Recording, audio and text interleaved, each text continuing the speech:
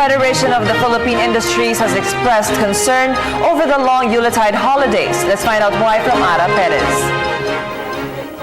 Heavy port congestion is expected this January 2015. The Federation of Philippine Industries said this is likely to happen if government agencies will implement long holidays to speed up the flow of goods in ports.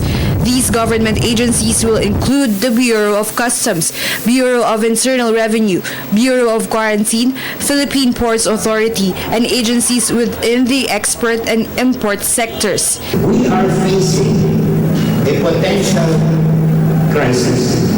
The holidays can turn into a nightmare. And it will turn into a nightmare if we do not change our view of these holidays. This is not a regular holiday season.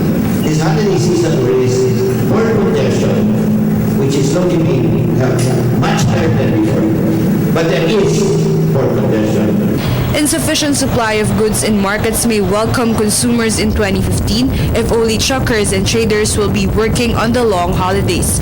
This will cause zero movement in trucks. It is a combination of things that is going up and down. But the main message here is we must continue doing it. But even if we continue that, it takes some time. Everything will be lost if people do not even go to take out the goods. Because courthouses are closed, banks are closed, warehouses are closed, perhaps everyone's to relax, there's no order.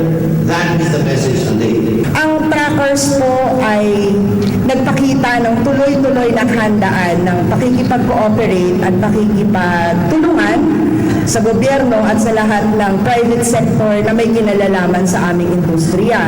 Kung matatandaan niyo po, February pa lang, bago pa man po in-impose ang Manila Truck Ban, nananawagan na ang tracker. Huwag po nating ituloy yan.